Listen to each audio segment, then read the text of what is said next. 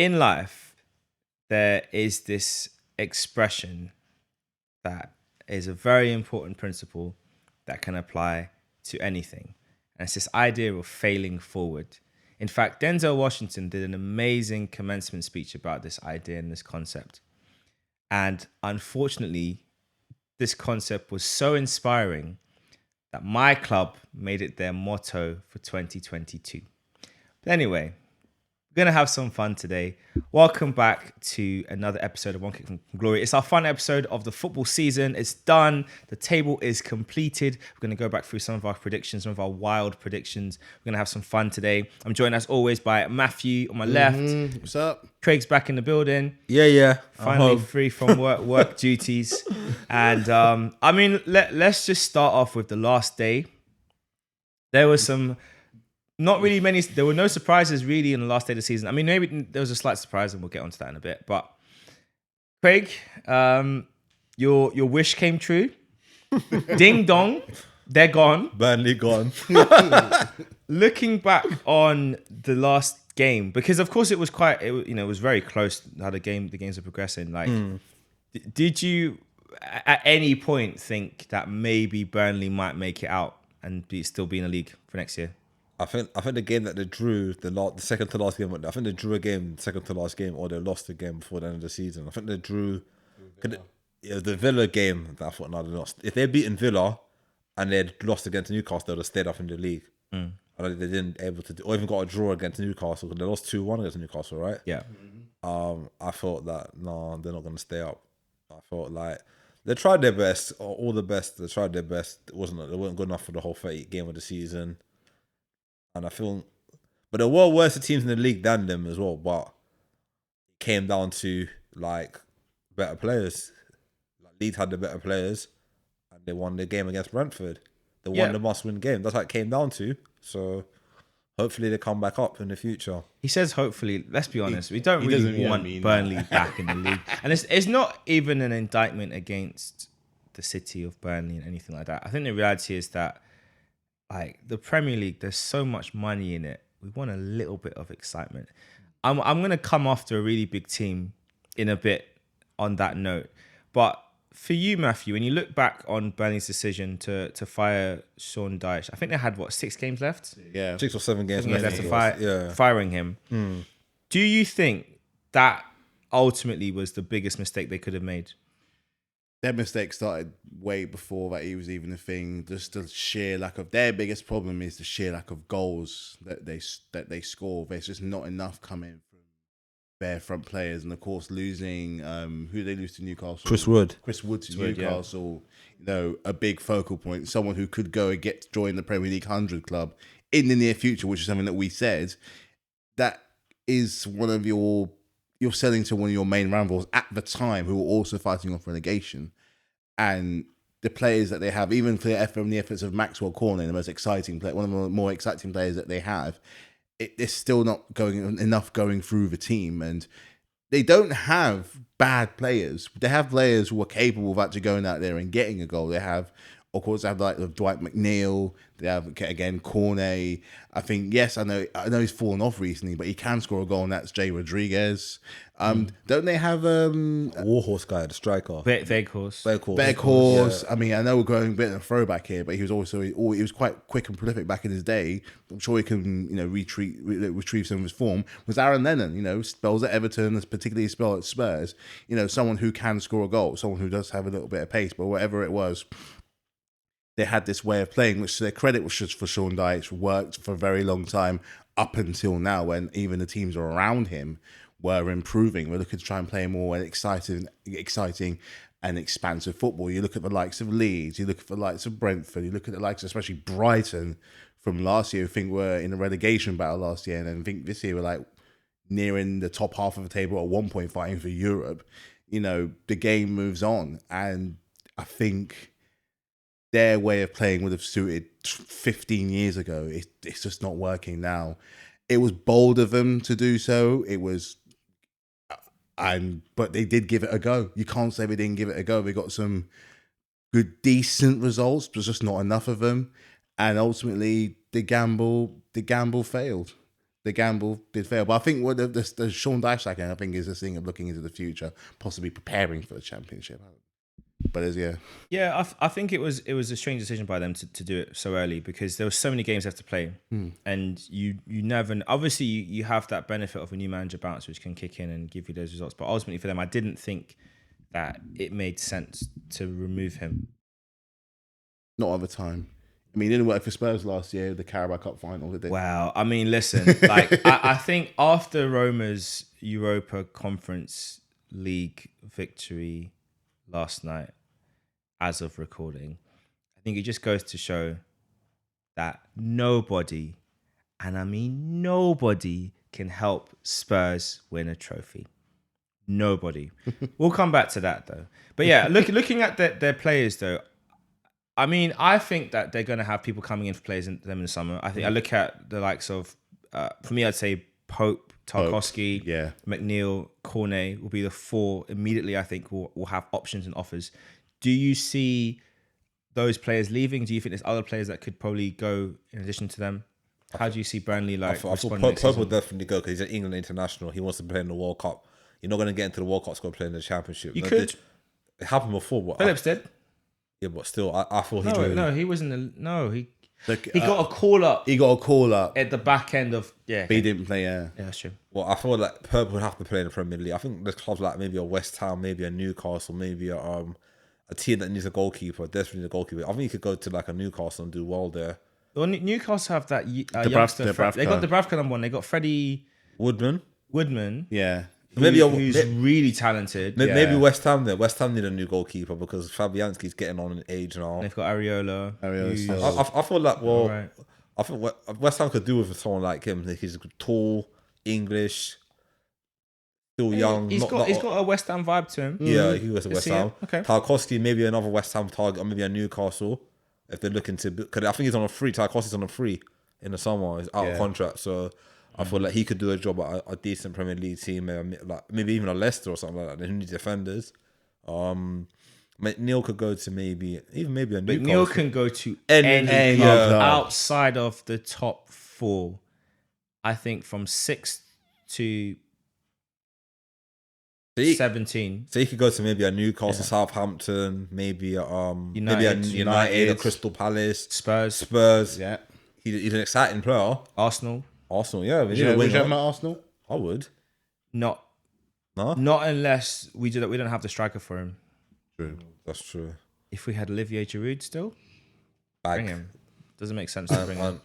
I got Ashley Barnes. He would definitely. I don't think he want to play in the Championship next season. But Brexit Barnes, yeah. Yeah, he'll get him. He'll get a move. He might. But it depends because some players that are, I think Barnes and Rodriguez, for example, I think they've. Like Rodriguez has been to so many clubs, and I think Burnley is the environment where he's flourishing. Where he's getting the goals, he's playing really well. I don't see the benefit for him of leaving, unless even if it was to go up a level to like a top 12 team. I don't see. I think Burnley is where he should stay. Fire them back into the Premier League.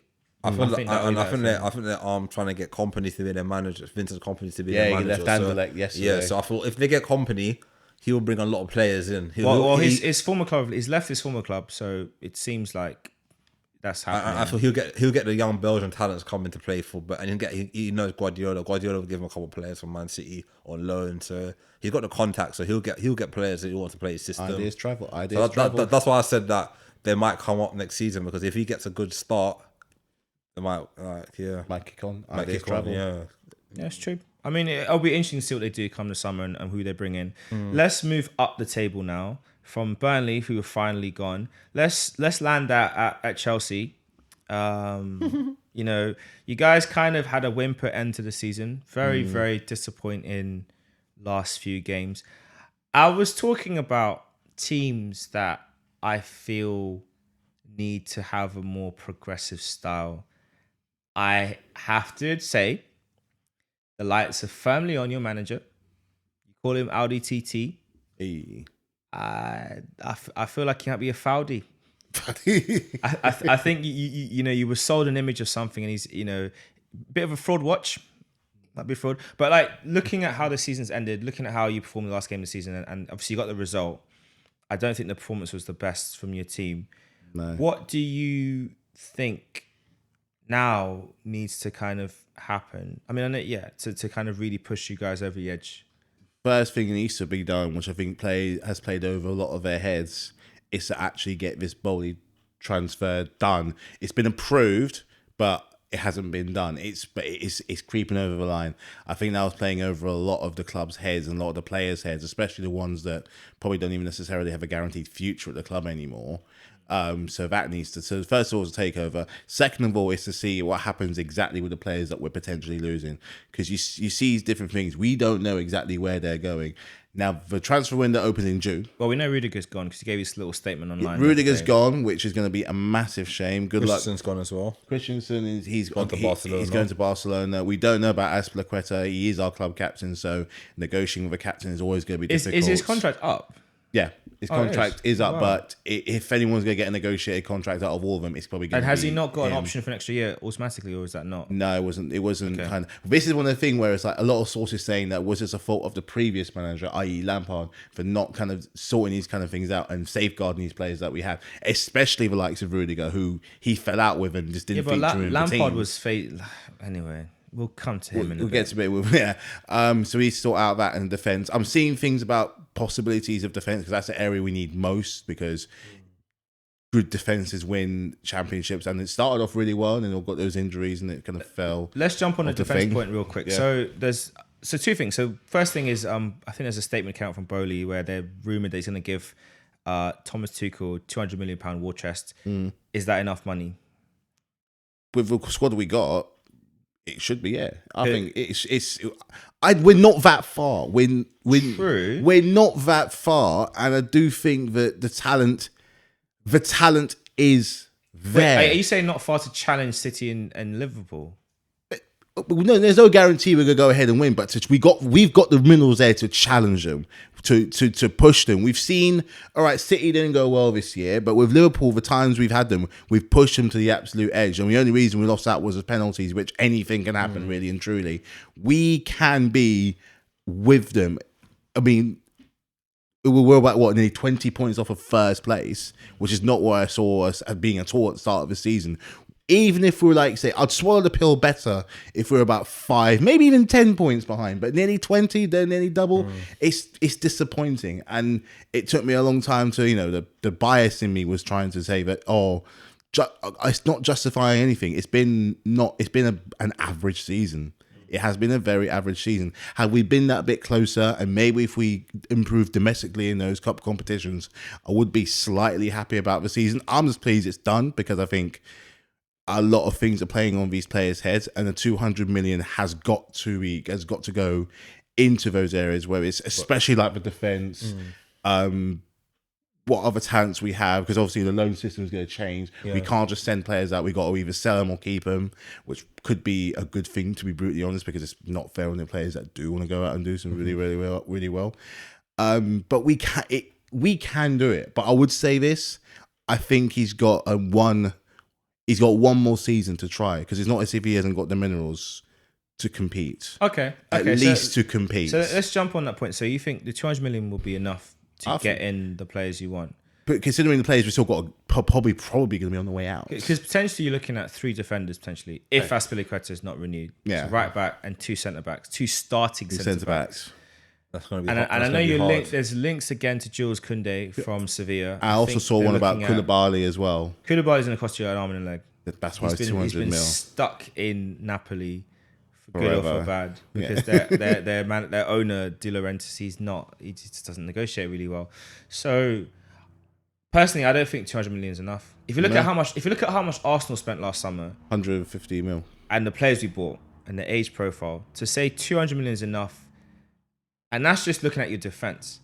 If we also look, okay, all right, so 200. Okay, so 200 million. So Koundé will be one. You're saying Koulibaly's looked at. He might cost. Let's say they both cost you. Let's say it's like 70 for Koulibaly and 60 for Koundé. 130 mil. Already So gone. that leaves you with 70 mil. Will 70 mil be enough to then bolster the rest of the squad? Because I'm always almost looking at other players that could potentially be on their way out. Like No, Loftus no, no, as no, well. no. I'm just dealing with sticking with a just off the cash. 200 mil. I'm not talking about because obviously if you talk about sales and everything gets Balance skewed. out, 'Cause you yeah. guys are very good at selling young players for ridiculous money. But if we just talk about that's the cash pile you have, ignoring sales, will it be enough? And that's when I think the answer is no. I don't think Not so. to challenge or to win. Not guarantee to win, but to challenge. Challenge, I don't think it's enough. I don't think so either, bro. Because remember, you're replacing a good defender in Rudiger. Rudiger in today's market is a lot of money. He's a I know character. There's a lot of Well, money. you're replacing a player on form that would put him in the top 10 defenders Easily, in the yeah, world. in the world. You can argue top 5. Champions League winner. Christensen, not so much. He's not very. He had a very Christensen is not going to be a big loss. No, not really a big loss at all. It's a When shame he plays- 'cause when he last plays, season he's was so very- good. he's very shaky in games this season. I don't know what it is like, and I feel like you need to spend at least 200 to 250 to 300 million if you want to compete. I think 250 to 300 Because million. my thing is, what your squad is missing is you don't have enough match winners. And your biggest Individual individual match match winners, and your biggest issue is that the players who could do that, Pulisic, out of form, injuries, inconsistent. Hudson-Odoi. No, Doesn't play. Stop mentioning this. Doesn't play. He's not good. Doesn't play. He's not good. We can sell him. He's not good.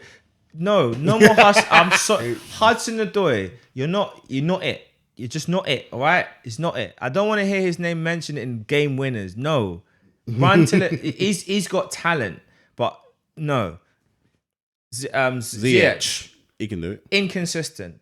And then up front, Lukaku should be that for you. He should be a match winner. Again, I don't know what happened this year. He needs to have a sit down with a really good. He needs to have a good one-to-one sessions with a really good coach to help him out. And then the last player I'll mention as your match winner. I mean, there's two more. Mason Mount, fine. He's been doing it. He will do it again. He's the one I can rely on of that bunch I've just said. Havertz. And the last one is Kai Havertz. King and Kai. I feel like he needs to get his numbers up. Because yes, he's scored in big games and he's delivered big moments in the season, but you need more from him. The output needs to go up a level for him to be in that dependable bracket. He's a match winner. And he turns up, but he's not a dependable match winner. He's not a dependable player that you can say, cool, he's going to win us a game on his own. He can, and he does. How old is he? How old is Kai Havertz? He's like quite young, 22, isn't he? 23. young. He's a baby. He's young. He'll only get better. Yeah, it's not about whether... The thing is this. This is the thing. It's not about whether players will get better and how they will improve. Case in point, Man City at the weekend, right? Bernardo Silva, who has been one of their 3 midfield generals this season. 4. Let's add Rodri. Let me give him his flowers, right? Them 4. Rodri, Bernardo, Morris. Kevin De Bruyne, and Gundogan. Yeah. Those 4 in midfield have single-handedly won and saved Man City What games about this Foden? season. I just want to I want to focus on these 4 for a reason. Okay. These 4 have won and gotten them points this season. And then Bernardo Silva has an absolute stinker last game. It's just terrible. Absolutely, he was awful. They bring on Gundogan. My man scores 2 goals and wins in the league title. I did say when he comes on, he's their ace in the hole. He had his Aguero moment. And my point is this: Man City have, and I named those 4 players for a reason. Rodri's won games this season from his goal scoring and his tackling and his defensive play. Kevin De Bruyne has won games on his own. Bernardo Silva has won games on his own. And Gundogan has done it as well. They have 4 match winners, and I've not even added in Foden. I've not added in Mahrez. I've not added in Sterling. I've not added in other players. I'm just talking about those 4. And for your team, that's what you need. You need your 4 players that you can say, okay, they can win us a game, and then the gap starts to creep. You flip over to Liverpool, Salah, Mane. yeah. That's 2 match winners. Boom. Diaz recently. Jota. That's 2 match winners. Yeah. You got Van Dijk at the back. You got Fabinho. They got their 4 match winners there. And Thiago. 2 players that can lock up a game in Fabinho and Van Dijk, and then 2 up front who can score goals out of nothing. Then you got players like Thiago who can control a match. And then of course you got Diaz now who's come into the fray and he's shown. Okay, I'm not putting him in that bracket because he's not scoring, but he's exciting. He's dangerous. Jota, another match winner. Henderson for his leadership skills. No. I'm specifically With talking about match players who will winners. win you a game. Yeah. They'll take the ball and do something So that's the thing. crazy. So a squad you need to have having 4 of them. Yeah. That's crazy. Look, let's go overseas to Paris Saint-Germain. They had 4. One is leaving, but they had Messi, you had Neymar, you had Mbappe, and of course Di Maria. Maria. That's the 4 match winners right there. So that's the opportunity for players like Havertz, for Pulisic, for Ziyech, for Lukaku to be like, you know what? what is it that separated us from Chelsea? It's not just about the points. It's that these players, when the going gets tough, they took the game by the bollocks and made stuff ran happen. with it. And that's what you need. Go on. I personally feel you guys need a midfielder as well. Another midfielder, I'll say, like someone like a Kante kind of. If Kante's injured or needs to rest, you can come and see, you can step in there. You can be like a Pirlo kind of type of midfielder, good defensive, good attacking as well. I feel like because there's some games when Kante doesn't play, you don't struggle. Because was next to him, you have someone who's in. I reference this again because it's true, especially in the game we played you last month. Is the reason is that we got let down in the midfield. That lack of discipline in the midfield is because you have him and Loftus-Cheek. They're both going to go ahead and do the same thing. You need someone to sit around to let him do the work that he does best. Going around putting out all those fires. The trouble is, I think we played him and I think we played Loftus-Cheek. They're both going to go ahead and do that. They're both going to go run ahead.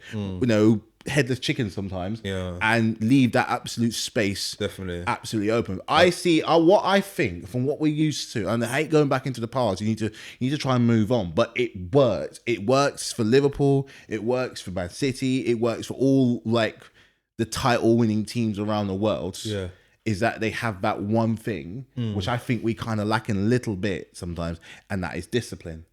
I think we lack a certain discipline in some of these players of how they're meant to go out when things go down, because things are going to go wrong, but you're going to lose one way. You're going to lose one or two ways. You're going to lose simply by the other team being better than you, or you're going to lose going out firing. I would have rather lost certain amount of games if we went out and we gave it absolutely everything. And those match winners went out and did their thing and left it on the field with a sense of pride of like, you know what, we did it all, but we weren't good enough.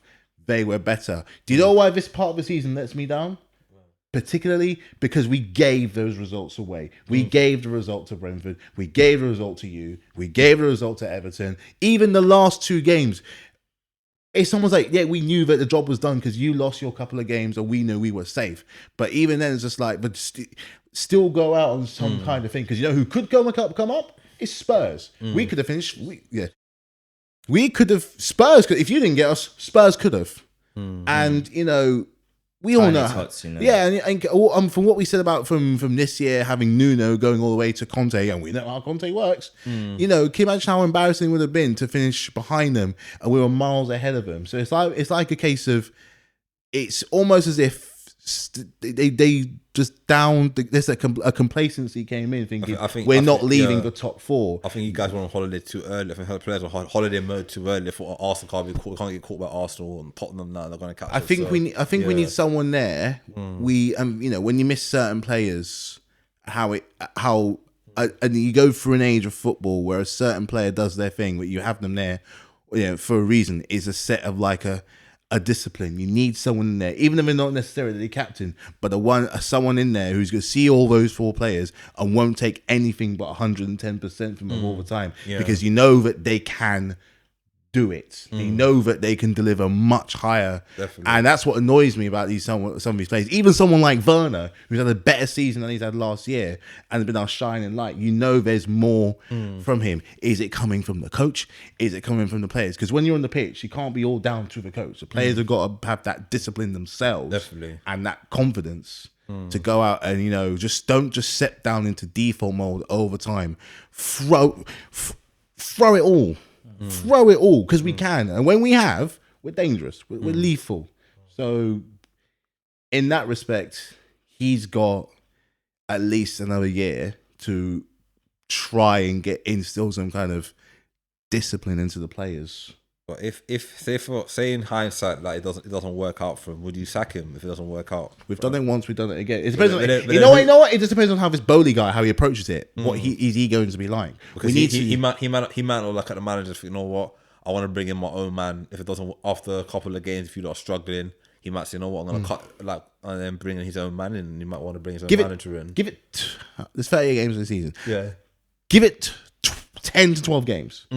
10 to 12 games, we'll see what this guy is about, because you can't do it in the preseason and you can't do it after one game. Let's see what this guy is all about and see what he does, and we'll take it from there. Sometimes you got to let these things stew and take time, because 20 years of Roman, it's not going to happen over one game. But man. I'll love to see him. I'll love to see what he does with the money. If he gets to 200 million, as you said, he will get back in with the money to the players he gets and give him time to make the players gel and see what happens. Because I still think like you got a good squad, 1 to 11.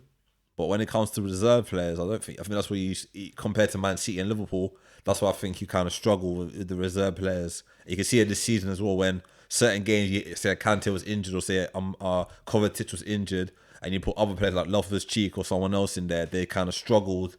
Like a prime example against Wolves, you're 2-0 up. You could have scored 5 or 6 goals. Should have scored 5 or 6 goals. And then in the second half, you guys capitulated, and then they went and scored 2 goals. Scored in the 90th, it was the 95th or 96th minute. 96. And I was like, wow. I said, what happened? Like, I'll tell you what happened. Lack of discipline. Simple. and if you want to win the league, you have to be consistent throughout the whole 38 game season. Yeah, you have to. You can't lose against. You can't be drawn against Wolves at home. You can't lose against Everton, That's what I'm saying. which we did.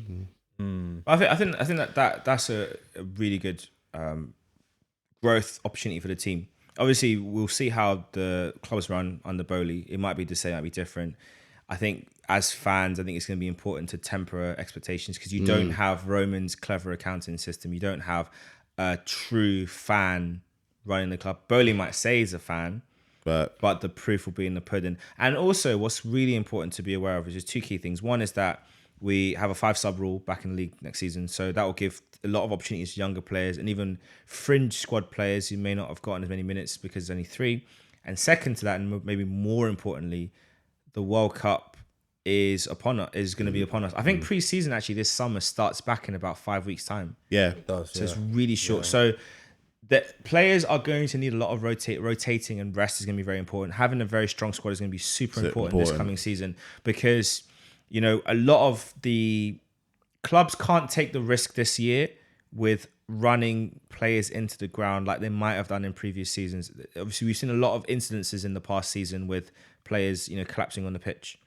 And that is a major concern with the World Cup in Qatar coming ahead with the heat that's going to be over there, and just the fact that they've had to truncate this next season to fit in the World Cup in the winter. And the thing with that is it's not just about, you know, the number of fixtures you play and the rest time in between. Those are important factors. But the thing that's often missed when people talk about players and you know, like their health is the level they perform to. Because to be at the top of your game week in, week out, you have to put in a lot of effort. And to be consistent, you got to put in a lot of effort. And that has a physical toll. It takes a toll out of you. And so I think there's a major responsibility on the clubs and the leagues to make sure that players' welfare is paramount this coming season. But yeah, I think, again, it's going to be interesting to see what Thomas Tuchel does next season. Of course, we've got coming up this weekend, we've got the European Champions League final, Liverpool versus one of the greatest teams of all time, Real Madrid, who will be believing, based on the omens, fate, and all that good stuff, and that it's going to be theirs. Liverpool will be looking for revenge. Mo Salah said he's up for revenge. He should be counting his lucky stars that Ramos is no longer a Real Madrid player, because I tell you what, with that injury he might be carrying, or you know, his fitness might be a bit dodgy, Ramos would have sorted him out within the first 10 minutes and Salah's final will be done. But, you know, 3-1 win. Very, very, I mean, they really struggled against Wolves to get the first goal. I was watching it and I was just like, man, Wolves. Connor, let's talk about Willy Bowley. Willy Bowley, he's one of these really weird defenders where every now and again he will just drop a 10 out of 10 performance. And then you'll be sitting there thinking, but where has this been? He's not consistent enough, is he? I mean, he had a lot of injuries this year, but it was like watching Sergio Ramos defending back there. He was so good. He was excellent. It was dependable Ramos, not Ramos that will break your arm and Ramos that will get red carded. The Ramos that wins stuff, like World Cup winning Ramos, right? Just for context, yeah. It was like watching Ramos. I was like, this Willy Bowley's on job. He's on smoke. He was blocking everything. He couldn't get around him. He couldn't get past him. It was amazing. And Connor Cody, bruv.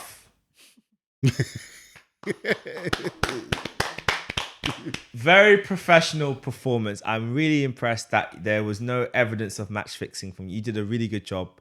You did not give Liverpool an inch. Well done. Well done. Yeah, he did a great job. But at times I thought, bruv, like this is your team, you know, like you can Yeah, dear boys, a little favour. little slip here. But no, it was interesting to watch them struggle against Wolves at home. You know, they've had another. I mean, they hit 92 points, and Man City pipped them to the title with 1 point. I'll start with you, Craig, on this one. Like, what do Liverpool need to do? Because what do Liverpool need to do next season to close the gap on and actually pip City? They drew too many games. You can't. Anytime you draw too many games now, especially with City around, you can't. Next season they have to win all their games. They can't lose no games. They can't draw no games. They have to win all their games for them to win the league. 'Cause that's what happened. If you look how many losses did Man City have last season? This season, Not many. I think Liverpool only lost one game. If I'm correct. Who was that to? Who lost to Spurs? Well, I was thinking lost to Spurs. No, City lost to Spurs in the first game. City lost 3 games. How many games did Liverpool lost? One. Two. And then it comes down to draws. How many games did Liverpool? 6 and Liverpool drew 8. That's what the points are dropped. That's the killer. There's certain games that, if you want to win the league, you can't draw games, especially nowadays. It's not like when Arsenal were invincible, when we drew lots of games in that invincible season and we were able to win the league. The points that Liverpool had this season, if that was in 2004, they would have won the league. At that point, 92 points would have won the league. Even United, when they were dominating the league, 92 points were winning the league. Nowadays, Man City has set the benchmark where 93 points wins you the league now. Man City have gone to another level of winning the league with more points. So the way to eliminate them, they have to be consistent throughout the whole season. Even the months were like, I see Liverpool kind of drop off around January times.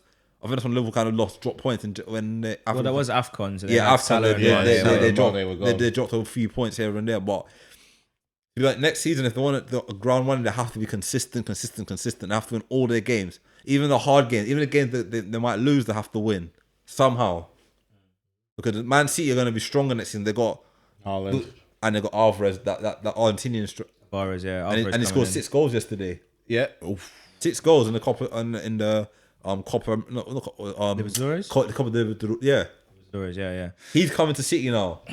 we got a problem. Yeah. We have got a problem. I don't know who's going to stop Man City next season from winning the league.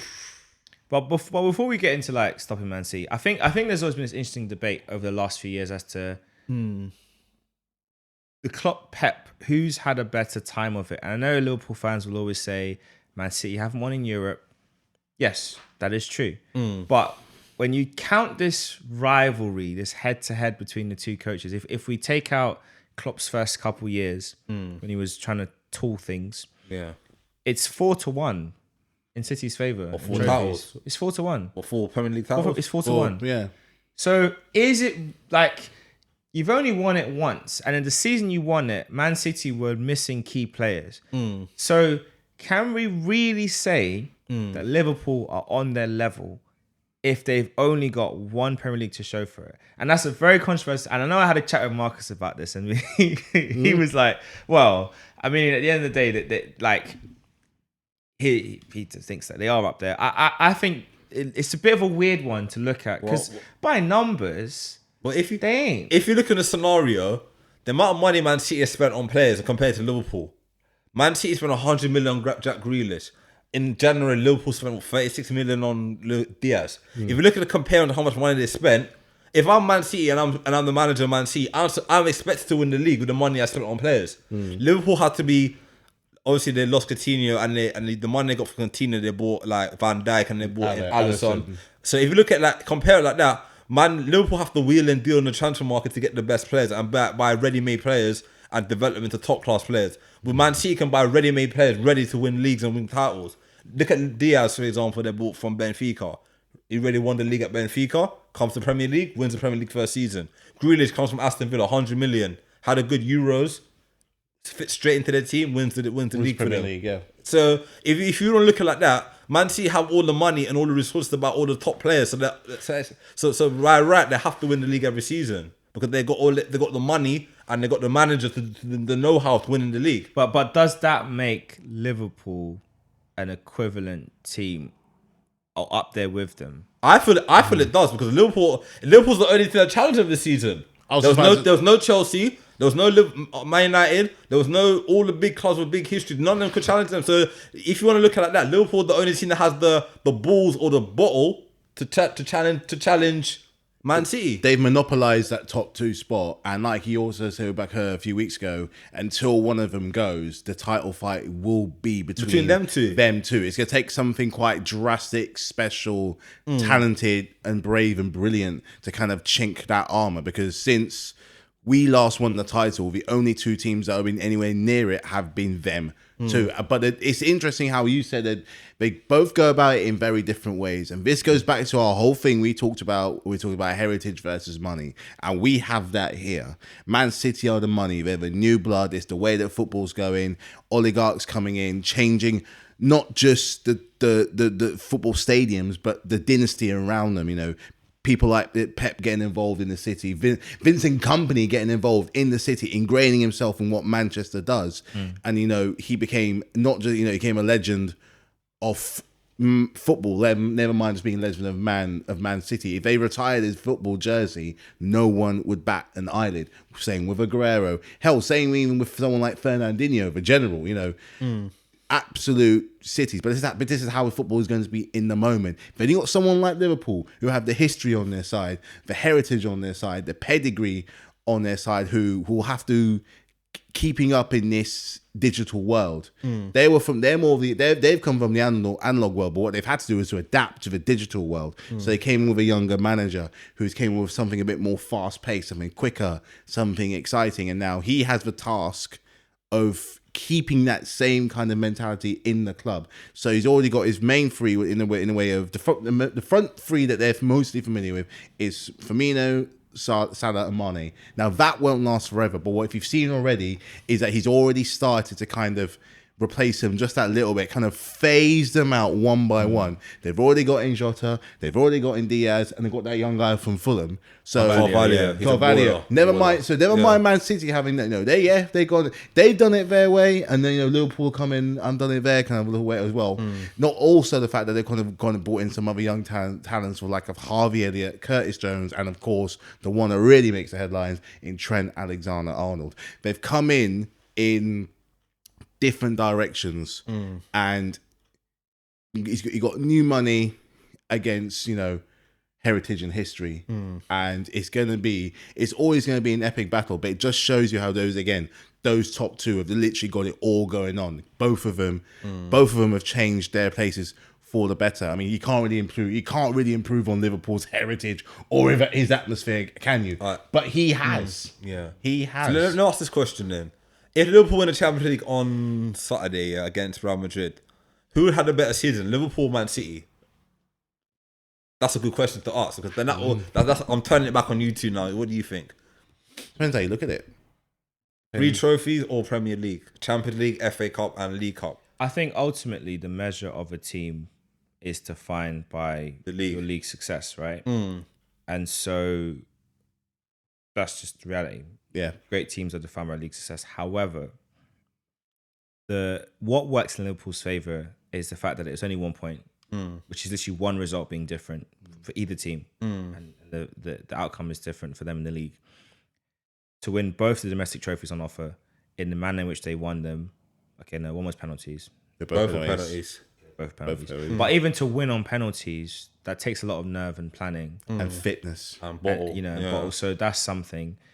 To then, if they were to win the Champions League against Real Madrid, considering how Real Madrid got to the final, considering how they themselves got to the final, I would definitely say without a shadow of a doubt, they've had a better season by far. Yeah. Because to win, I mean, the league is the measure of your team's success. The team's qualities is your league placing. But to go to 3 finals and take the trophy on 3 occasions. Maximum effort. That's what I'm saying. That's I feel like if Liverpool in the Champions League on Saturday, that's a great season for them, because this is the trophy that Man City have been trying to win for years. Ever since the Abu Dhabi group have come into the Man City, the biggest thing they want to win the Champions League. Liverpool with the American owners, they've got a history. They've won Champions League in the 70s and 80s and 2000s as well. They've always not. I'll say in English history, Liverpool are the best team when it comes to Europe when it comes to winning Champions League. They're not to win it. They're the best. They won it 5 times.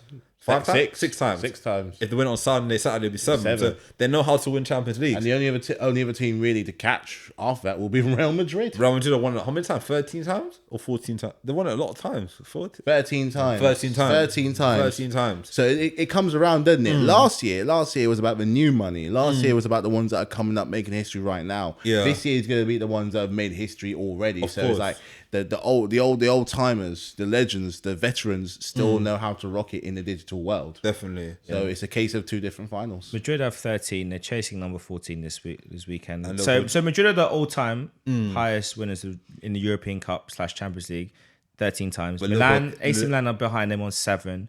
Bayern Munich and Liverpool both tied on 6. Then Barca have 5, and that's top 5. Well, I feel like Liverpool are catching them up. Or catching up Real Madrid. If they win on Saturday, they're catching them up. They've got a couple more. Yeah.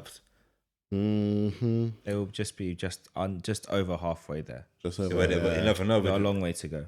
You never know with football, man. Be Anything interesting, could man. happen. Yeah.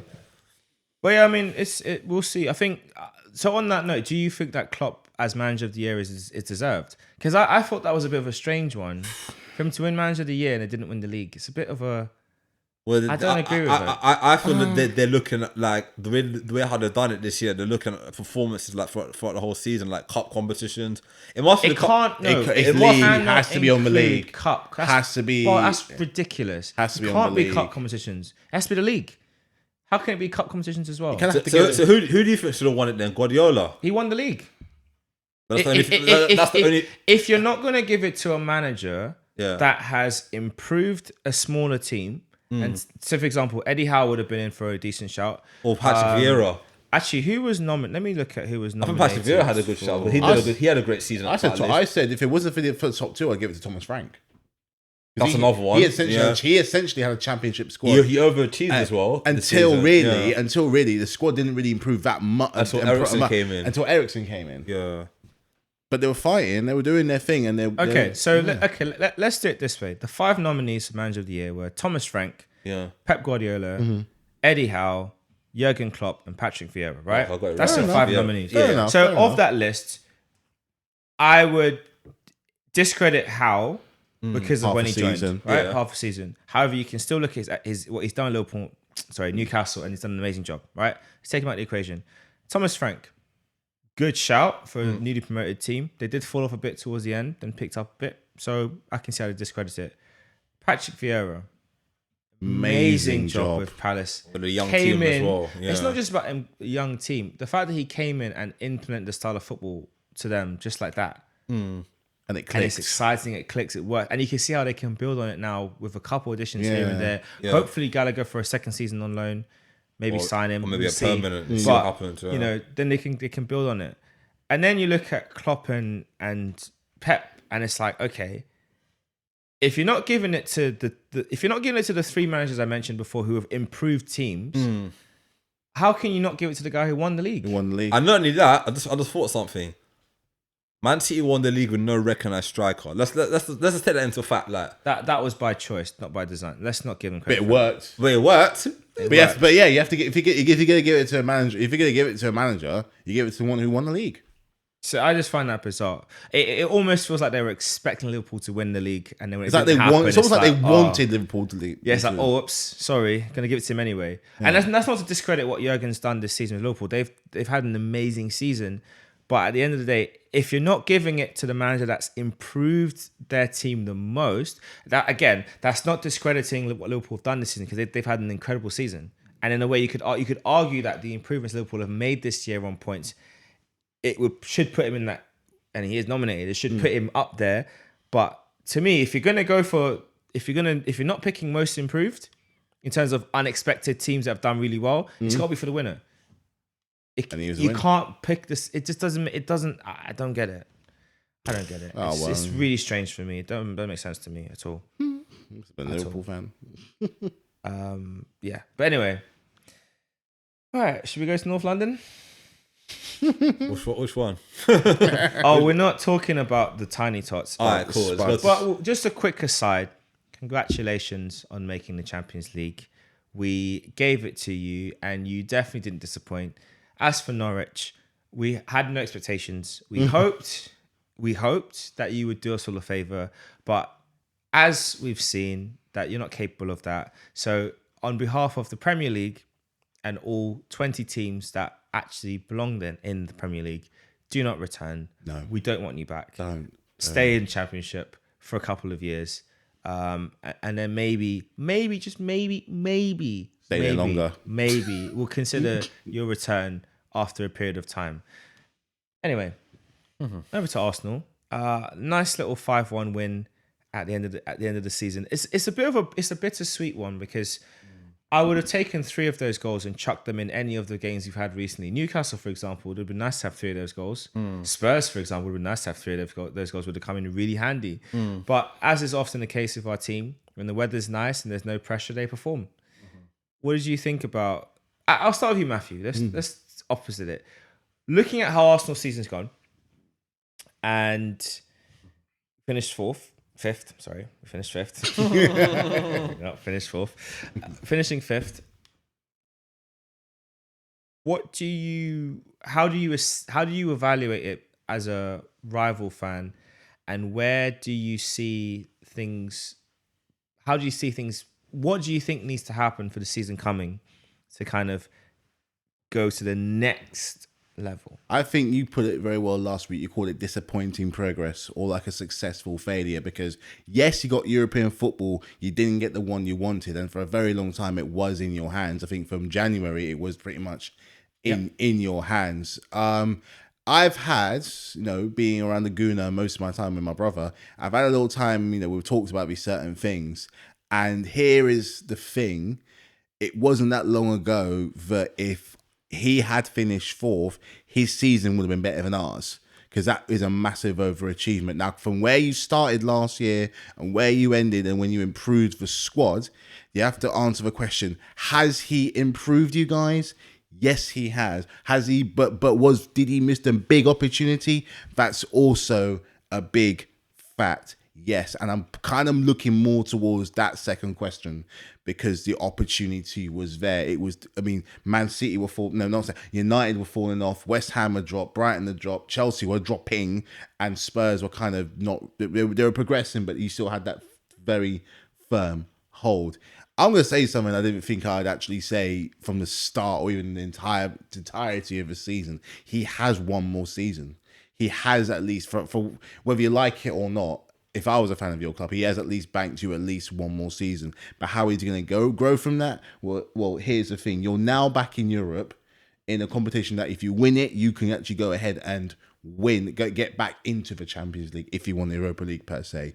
I think it would be silly not to say that you'll be probably one of the favourites considering, the improvements that you've made, but there's always room for improvement. So what am I seeing? Well, I think it's got to be still a squad overhaul. You've still got plenty of players that you can and, need to get rid of. The gamble didn't work with a lack of a goal scorer. I still don't know why you got in for someone for 6 months. And if it worked out, have him as a squad player or something. Exactly. Someone like, sometimes in some of these cases where the opportunity is there, sometimes your pride has to drop. You're going to be like, right, there's too much riding on this. I'm going to pull in the guy for 6 months who I know will bag some goals, make himself a nuisance, and then after that we'll see what's up because the opportunity is there. Who would you have gone for if you were Arsenal going back to January now? Who would you have targeted for them to get on loan on as like a 6-month loan? Yeah, it's a thing. Okay, I must be honest. I don't know, but I know that it can be done. I was thinking, why not someone? And I know a lot of fans might be frustrated. This why not someone like a Costa, like a Diego Costa, someone furious, someone who will be a terror.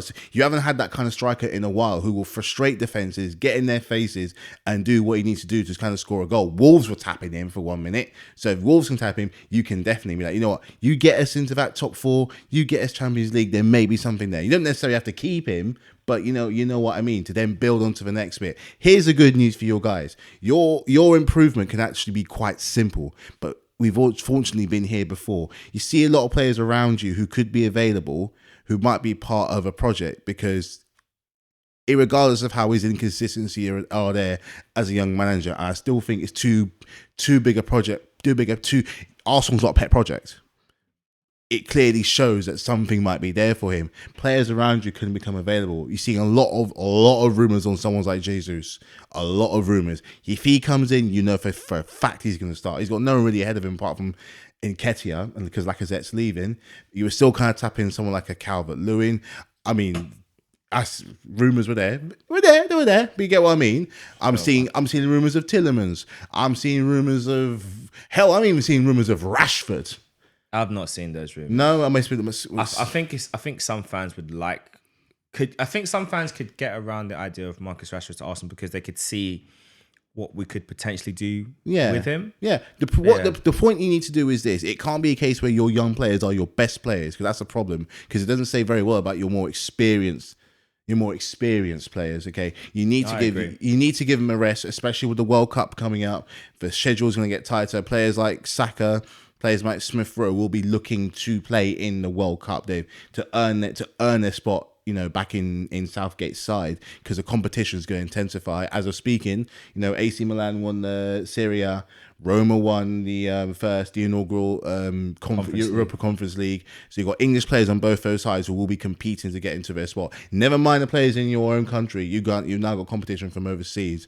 So you want them to be at their best. Players there still need to go. I don't know. You know more than me who needs to go. Lacazette's gone. So that clears up clears up a space. But I think this here now, I know we repeat ourselves. This is going to be the defining one, because this is his first time he's actually started from Europe from scratch, I believe. So second time. No, second time. Second time. But he won the FA Cup, then he got to Europe. But he's got a better. Arguably, he's got a better squad on him this time round. Well, it's his own squad now, so you can't. I'll be honest with you. The first year he had in Europa League, he should have won it. Yeah, there you go. And with the whole Villarreal, because you look at who got to the final, it was Man United, Villarreal. But we got to the final, would have beaten United in the final. 100%. Yeah. So would have beaten United in the final. Yeah, easily. But your future is good, but only if you want it to be. Only if you want it to be. And a certain thing is that, I know the owners have their ways of doing things, but that complacency, that lack of that little bit, that lack of a small push cost you in the end, But yeah, so it's almost like it's business as usual. The opportunity is there if you want it. Okay. And for you, Craig, like looking back on the season, how things have gone, especially that last game, the kind of everything that transpired. What would you say have been other positives that you would take from this year, from what Arsenal have achieved and from that season as an Arsenal fan? Well, to be honest with you, it's been an up and down season. I would say that we at one stage we were fourth in our hand. We have to look at it. We've got a young team. We've got players like Martinelli developed, getting better. Saka had a great season. Smith Rowe had a good first half of the season. Then he got an injury and his form kind of dropped. Odegaard, first season as an Arsenal permanent player, he done well in spells in the season. You got Gabriel looking solid at the back of Ben before Benoit had his injury. They were solid at the back. Ramsdale had a great season. He had a lot of clean sheets, and then after a while started conceding loads of goals. Tomiyasu had a good season, but then he got injured. The only one, Tierney unfortunately got injured. That was a big miss for us as well. Partey had an amazing season up until the injury. Partey before the injury. Xhaka had a good season, apart from the red cards here and there. But obviously, after he came back, he was more disciplined. He hardly got sent off, so got to give him credit where credit's due. Who else have I missed out on? Tavares had an up and down season, but he's a young player, so he'll only get better. If more training with him, he'll only get better. Who else am I missing out on? Nketiah had a good towards the end of the season, bagged a couple of goals, did well in the League Cup, top scorer in the League Cup. Lacazette, to be honest with you, was a big disappointment because I just want to focus on positives. I don't. Okay. We're not talking about lack of threat. Okay. El Neni had a good season when he got back into the team, replacing Partey. Had some good games. Played well against United. Played well against Chelsea. Played well against West Ham. But let's put it this way. So, season's over. We finished fifth. It's like I said. It's a disappointing progress. Yeah, or it's failing forward because we have progressed from last year. From 8th to 5th is a progression. 100%. It's a failure because of the opportunity to make Champions League. The football. fact that we had one game a week for about 80% of the season, barring the FA Cup weekends and the League Cup weekends, weekdays, or Yeah. when they had the FA Cup and the League Cup games. Yeah. Barring those two competitions, we had 80% of our matches were one game a week, right? And then there's obviously you have the Christmas period when you have multiple games. It was there for us to make a statement in a season when the pressure, in terms of the pressure on the squad pressure of games from a fitness point of view, wasn't there. And we absolutely botched it because of poor squad utilization from the manager. For you, what do you think is the biggest thing that needs to change, and the biggest thing that you think, the biggest opportunity for Mikel Arteta now going into next season? He has to rotate the squad more better in big games. Like, I know he's got Saliba coming back. He's got a few players coming back from loan, but in the big like Saka played. I saw this today. Saka played 38 games last. He played every game this season. He looked like for the last 3 months he didn't look fit. He looked injured. I think he was injured and he was still playing. And we didn't have Pepe didn't step up to the occasion. Pepe wasn't played. Pepe them there. Can't step up if you're not given an opportunity to do something. Well, okay, the manager didn't have faith in Pepe to play him when Saka should have been rested. Smith Rowe looked injured for the second half of the season and has continued playing him. Martinelli he's a young player, so he's not inconsistent here and there. Have one good game and then have a couple of not so good games. But when he played well, like against Liverpool. He absolutely destroyed Trent Alexander-Arnold. Against Leeds, he absolutely destroyed Luke Ayling when Luke Ayling almost tried to break his legs. We'll talk about that another day. But there's certain games that Martinelli looked unstoppable. So I just think the thing is that the young players, obviously they're young players, they're not going to be 100% consistent because they're young players, they're still developing. I feel like the older players in the team, like I'm not going to mention the older players in the team who are experienced international players, did not step up. So the younger players had to take on a bigger burden, like the Sakas, the Smith Rowe took on a bigger burden on the team. And I feel that if you want to do better next season, this is where you have to look and try and buy more experienced players. Like try and get a few experienced players in the club, and try and help the younger players through to get across the line. And I feel like in January we had an opportunity. We got rid of Aubameyang. This is where, in hindsight, we should have gone a strike. We should have got a striker and a midfielder. We knew that Partey was going to African Cup of Nations. We knew El Neni was going to African Cup of Nations, and we knew that Partey had an injury record since he's come to Arsenal. Never Atletico. We should have at least got one midfielder in alone, or got a midfielder in, and I got a centre forward to replace Aubameyang. Even what Matthew said, like a Diego Costa, any striker we could have gone for, just to give the team a boost. And if we had that striker, the games like against the Brighton game, if we had a decent striker against Brighton, the Newcastle game we wouldn't have lost, the Crystal Palace game we wouldn't have lost. But I also think that we were doing so well up to that break. We had a little break for the international break. And when we came off the international break, that's when we lost 3 games in a row off the international break. So I feel like international break kind of stopped our progress. We were doing well. We were in top form. The manager won Manager of the Month in that month. And then international break came. Then we lost them 3 games. And then we had 3 games against United? No, it was Chelsea, United, and West Ham. And we won all 3 of them. All we had to do when we played Tottenham is not lose against Tottenham. If we didn't lose against Tottenham, we would have got top 4. If we'd got a draw, even if we got a 0-0 or 1-1, we could have just gone to... But the way, I personally feel, the way how he set up against Tottenham was wrong. He set up against Tottenham to counter-attack Tottenham at their own ground. When they have all them loud, aggressive, bully fans against Tottenham, against Harry Kane and Son. He should have... What I would have done, I would have put 5 at the back. I would have put Tamiyasu, Gabriel, and Ben White at the back, or Holding as a back 3. Play Cedric right back, play Tavares left back, wing back, and cover that whole defense so there's no way they're getting through. And then I'd have played like and just packed the midfield and done it like that. But he went with let me play like how I play against other teams. That's the that's the lack of experience of a manager. You didn't have to win the game. If you draw against Tottenham, we get top 4. Yeah. You didn't have to win that game. But he went all gung-ho thinking, we're going to go to Tottenham and beat them. And he got egg in his face. So that's humble pie. Yeah, humble pie. That's the lack of experience of Arteta there. Other managers like a Conte, look how way Conte played against Conte. If he was an Arsenal manager against Tottenham, he would have parked the bus, or Mourinho would have parked the bus against them and made it hard for us to break us down.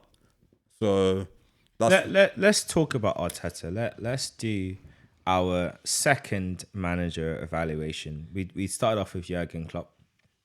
No, we start off with Thomas Tuchel, I should say, our first one earlier in the episode. Let's talk about Mikel Arteta. Now,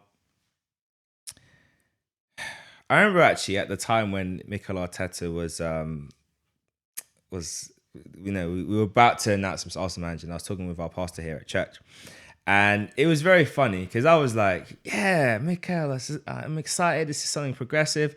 He just looked at me, shook his head, said, nah, we go, it's like we're shopping at Lidl again. We're going for the bargain. We're being cheap. We're going for the bargain option. He was like, Pochettino's there. Why don't we make a bigger effort to get him? And I didn't really think much of it at the time. But, you fast forward to today and you look at what Arsenal have achieved since he's been manager. Yes, won the FA Cup. Really well. Really well. 2 8th place finishes. One was half a season because he took over after Emery. Okay, we'll give him a pass for that. The second one was his whole full season, finished 8th. No hiding place now.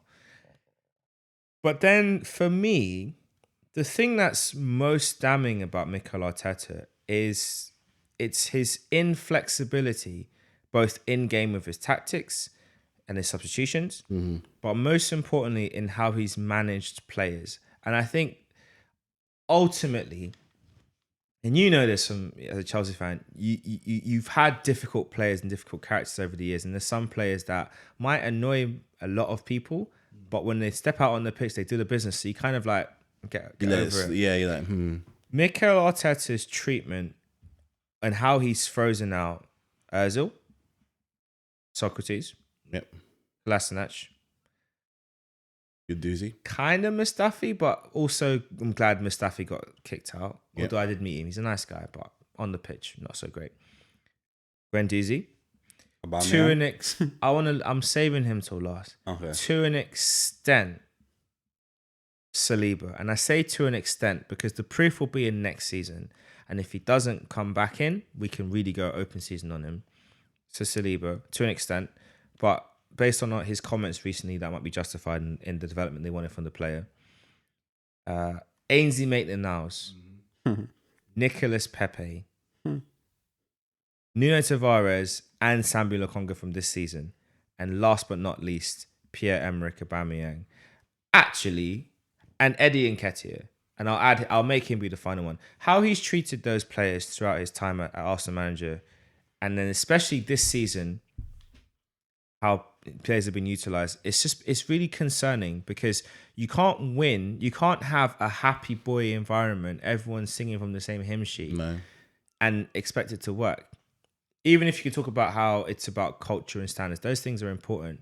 But when your decisions lead to us having gaps in our squad, so going back to January, we loaned out Maitland-Niles, we paid Aubameyang to go to Barcelona. We have been paying, just in case you didn't know this, for those out there who thought we sold him or he left on a free, we paid him to leave. We have been paying his wages, just like Ozil. We were paying their wages until the summer. When the summer ends, or in a month's time, so in July, Barcelona will be paying his wage fully. Arsenal are still paying our former captain. We are still paying a part of his wage, even though he doesn't play for us. But anyway. So I'll start with you, Matthew, on this whole idea. Like looking at how he's treated those players, what do you even say about it? Like, there's a trend in some of those players. There's a trend in not all of them, but some of them, and they have personality. They're a bit decorated, and in some cases, you might call it a little bit of an attitude. Now, you said it best. You're not gonna, and in most teams, and a lot of teams, you're not. There's always going to be one black sheep. There's always going to be a fly in the ointments that's going to maybe ruin what you have. Now, unfortunately, that FA Cup victory you have does not give you the minerals or the stones to then start thinking you can dictate what you think you're at this club. At the end of the day, you're a very big club, and this is not a pet project. The fans have an expectation from the 20 years when they won the league, and then recently, addressing the FA Cup history and wants to be back in the top four competing for the likes of the Champions League and stuff, or playing and competing in the Champions League. You've got a lot on your riding on your shoulders, and a lot of people are waiting with that axe ready to cut the rope. So you need to start for one, the pride has to drop in some places, because a lot of those players you've mentioned there have won abroad. Some of them have won in other leagues. One of them has won a World Cup. You know, one of them has won a World Cup, and I think Two of them. Two of them have won Mustafi and I've won a World Cup, and I think didn't he have like a crazy assist record that only got broken recently in like an Özil, and he got young up and comers like a Guendouzi's and the Saliba thing, which is quite bizarre because he's killing it in France. Now on the Saliba thing, I'll give the manager some credit. They've said that it was they wanted him to get to have the number of minutes to develop, and because we weren't in European football this season, he wouldn't have got the minutes to be at the level that he's at now to be ready for Arsenal. So like I said, with Saliba, I'm going to put that on pause and we'll see what happens come next season. If he ends up being sold or underused, open. We're going to have a very, very, very, very spicy podcast, and we're going to get a guest on to talk about that. Yeah, but the best managers need to know with Could you imagine being a manager of Zlatan, for crying out loud? Could you imagine managing him? Guardiola tried and failed. And it tried and failed. And then recently he's finally won the Serie A of AC Milan. But the point is, sometimes if a player is, you just have to have that one ace in the hole where you let them on and they go on and they do their thing. They can do. That player can't do what the team does, but the team can't do what that player does. The match winner, the Maverick, the Iceman, whatever you want to call it. You have match winners and proven experience in those group of players, as well as that youthful exuberance. So he has to realize that he's got to drop his pride on occasion for the sake of, it's not him, it's the club. For the sake of the club and letting that club grow. For example, that goes back to what I said before. Not replacing your top scorer for how long was a boneheaded move. It was an absolute boneheaded move, considering beforehand, one of them only scored a penalty, and I think Eddie Nketiah had barely started. And it just goes to show, had you started, maybe if you had a little bit more faith in him from the beginning, he can be proven to score goals. He's not your leading man, but he can score goals. Okay, he's got to learn to safeguard certain things so it doesn't come up and bite him on the behind, which it did, only by a point, but it did. He needs to kind of get over himself a little bit. That's why I think it'll be good to have I think he'd be good with someone next to him. I think he needs a more experience. Whatever happens, he's got a place at this club, but I just think he needs someone to kind of put that arm around him sometimes to tell him, no, you're wrong to do that. No one seems to be telling him that he's wrong when he's doing things, that he's not being corrected, that he's not been checked on certain moves that he's done. He needs someone who's granted a way more experience, preferably someone who's traveled around in Europe to different clubs and different competitions, who knows what the minerals you need to do to go out there and win. Because you don't win by being nice. You don't win by having some kind of dictatorship of, what does he want next? Everyone to have his haircut? Is that what he's expecting him to do? No, it doesn't work like that. So yeah, his pride has got to drop. I like that point. I want to come back to the final thing you said later, but I want to touch on the strikers issue, and I want to bring this to you, Craig. So it's rumoured and reported today that Nketiah will possibly be staying at Arsenal, signing a new 5-year contract worth around £100,000 a week. Now, with a $5 million signing on fee. Now, the $100,000 a week, it's not entirely clear if that's with bonuses or whatever, but let's say that's what it ends up being. High price to pay for someone who might not be justified, but, based on the number of starts he's had this season to goals, he's actually done really well. For you, Craig, looking at the situation we had, knowing that Aubameyang, the way how Aubameyang got removed, and at the time we debated whether it was a good decision or a bad decision. Obviously, we went on a good run of games since his departure, but he just kept scoring for Barcelona and ended up, getting a good amount of goals. Looking back on that decision now, and considering how Eddie Nketiah's form was for the back end of the season and how badly number 9 played, and I'm not going to say his name, but number 9 played. How would you have handled that differently, and what should Arteta have done regarding those 3 players in particular? I think he should have. I honestly feel like he should have, if he was going to get rid of Aubameyang, he should have got a replacement then. 100% should have got a replacement then. Or give faith to Eddie Nketiah. So Nketiah, this is your time to step up now. Aubameyang's going.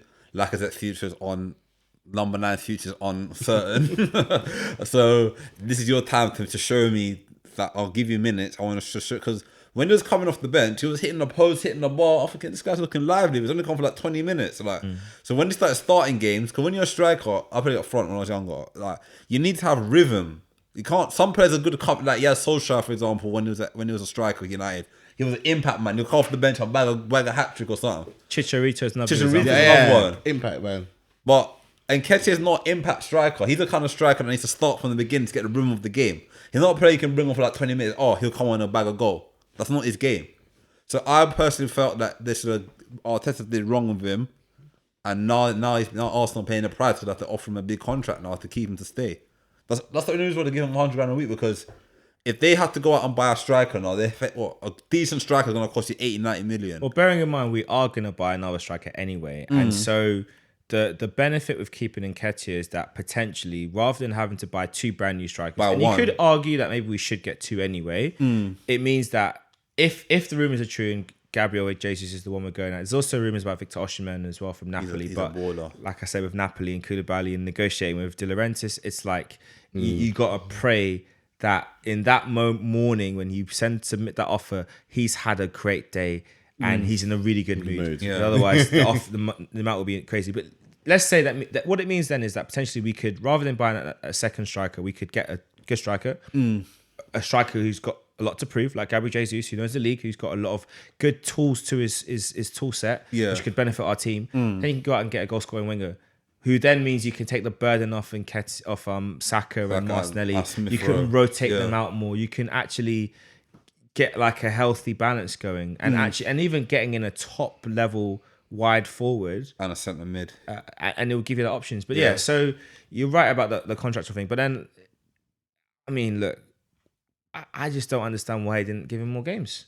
That's what I'm saying. Like, he should have given him more games, and I feel like his ego is what got into the way. The only reason why he had no choice was Lacazette stopped scoring and the team were playing poorly and we lost games. And then I think Lacazette got injured. Was he got injured why Nketiah got a start? Or was it because he had a poor... I think he had an absolute stinker 3 games in a row. And I think the manager said, I got to change. No, and so Eddie came off the bench in each game he came off the bench, he just looked livelier. And then he had to hit the post. He hit the post, hit the crossbar. Yeah. Then it was like, okay, you're starting next game. And then after that, Lacazette never got into the team after that. So it goes to show. Sometimes you have to, like, one thing I learned about football is sometimes you have to give faith into young players. Like, they might not be consistent, but if they're more hungry and they want to win, you have to give them the opportunity. But also, the big thing is this: when you've got 2 players whose contracts ending at the end of the season, who do you really want to stay? And Lacazette's hold-up play was so overrated. People are like, oh, Lacazette, he holds the ball up. I'm sorry, but when my centre forward is level positionally with my holding midfielder, something's wrong. When Lacazette is playing up front and we're defending and he's on our defensive D, something is wrong. You're the striker. You need, when you're allowing Anderson for Crystal Palace to stroll into midfield because you're not pressing him up the front, something's wrong. And that was the signs to say that we need to shift him off the front line and get someone else in. But unfortunately, the manager, again, he took a bit too long for that. But I want to touch on your last point now, Matthew, and this will be like our final thing before we close. But like, you talked about him having an arm around his shoulder, an experienced head who's been around, knows the game, to kind of guide him and correct him when things are going wrong. Yeah. There's been a lot of talk about the great one returning to the Emirates, Mr. Arsene Wenger, OBE, MBE, King. And there's also been talk recently about a statue being put up at the Emirates for him.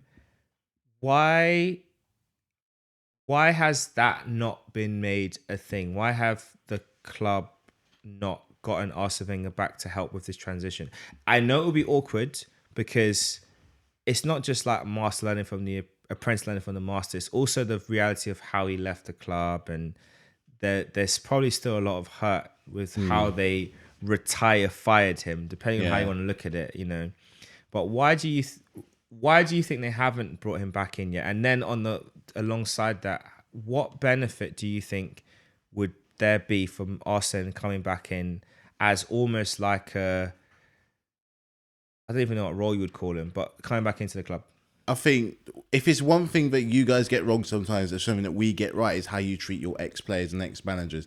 We keep the door open for a lot of our kind of ex players who've given a lot to the club, who've performed really well. Like Petr there, Makaleli was there. I only found out recently Vitor Andre Flo was there for a little bit. Well, was one of our development, part of our development. It's the treatment of your former kind of players or managers or whatever, because in recent years, unfortunately, for just how football's gone, we're playing off of a new stadium and the lack of money you did actually have, a lot of them went on to bigger and better things. So maybe there might be a sense of betrayal from some of your fans where it's like they left you in the mud almost being there, where in reality they left for more. They left to go on to bigger and better things, and that sometimes you can't really stand in the way of that. Let's also agree that that statue is well deserved. He deserves his statue. We're not going to take that away from him. It would have been. I get why they didn't do it, because how he left was not what it should have been. Because I think he was there. I think maybe a little bit too long. Maybe he felt like he could do it for a little bit longer, and for whatever reason, he still kept you roughly competitive for a very thin, bare squad. Because you had some of those players in there who could make a difference. He deserves absolutely 100%. Give him a statue. Give him the stand name, the stand after him. He's that integral to your psyche, to the bones of Arsenal.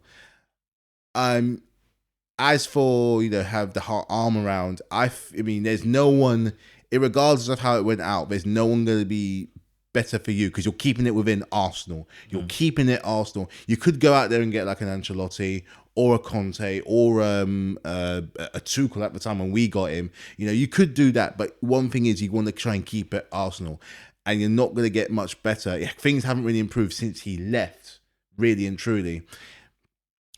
As long as he sticks to what he's good at, the coaching side of things. Don't talk to him about running the whole club. That's another problem you've got to solve, and that's unfortunately a burden that I think dragged him down eventually. If he was just there to do the football, the part, how to play, what he wants them to do, and also recommending players to pick up and recommend players, because he was good at that. He was very good at that. I think if he has that, I think he needs that, because I also think that. Because when he came to Arsenal in the first place in '96, you were already a fairly established team, but that didn't mean that you couldn't improve, and you did. And it turns out from when he came on, you did improve. You got better from where you were, which is quite an astonishing kind of feat. He made it his baby. He made it his thing. He made the changes. He came in and I'm gonna stake my claim to this. That stadium was because of him. The Invincibles was him. Competing in the Champions League with a thin bare squad is him. The first few letters of a name, part of a blooming club, for crying out loud. It couldn't have written it any better. I think you need to do what would be good to do to get Arsenal back to where you kind of want them to, is that you need to try or something that we do is that we go back sometimes. It doesn't hurt to go back sometimes to your older heads who know what it's like in the game. For however digital the game is going to get, however VAR and all the kind of things coming in, the game you like to think will always remain. And I just think he's going to be very good at being and he'll listen. I mean, he's going to listen. Arteta will listen to him when he's like, no, that was wrong. You should not have done that with that player there. Someone like an Aubameyang, sometimes you're going to have to swallow that big pill for the next few months. Maybe have him next to Nketiah. Have him maybe mentor Nketiah on what it means to be a top striker and what you need to do and kind of go on that form. It's not a terrible idea. I think it's something that you can actually build on, actually learn from. Keep it Arsenal. Keep it in the family. Pull in some other advisors, some other ambassadors if need be. Keep it within. There's a reason why Fergie still pulls the strings at United. There's a reason for that. And in the future, you never know. Maybe someone like Vieira, Henry, you don't know. So, but keep it Arsenal. Keep it you. So his statue, more than deserved, and it's not a bad place to start. Why not try? It's something new, that's something different. Maybe have that closure on the whole Wenger thing as a kind of perhaps we treated you too harshly. So yeah. No, I agree. I think that would be a fitting way to kind of conclude, his. I think that'd be a good way to get him back into the club and definitely help Arteta get us to that next level because. If he's truly the guy, then Yeah, because the pressure is on him now, big time for next season, big time because an opportunity was, in as much as preseason we were definitely not a top 4 squad, and we are not a top 4 squad. We didn't make it, but the opportunity was there, and when we got in a position where we could have and should have stayed in a position to stay in the top 4, we did not capitalize on it. And in fact, if we had done some business and been a bit more strategic, maybe we would have. I mean, we had an opportunity to even kind of close the gap on you guys. yeah. So we could have even probably gone to 3rd, which would have definitely not been deserved. But The opportunity's opportunities there, you take it. And on that note, I think this has been a fun episode, fun season. Thanks for watching, listening to One Kick from Glory. We are going to call it a day for now. We're looking forward to the Champions League final this weekend. Do you think Liverpool will do it and get number 7, or will Real Madrid have number 14? Something's got to give. And by the end of the weekend, someone will have another multiple of 7. That's true. Whoever that will be, we shall see. Will Benzema have his day? Will Jordan Henderson be crying? Or will Mo Salah be smiling? We'll find out later. Thanks for listening. We'll see you all another time. Peace. Safe.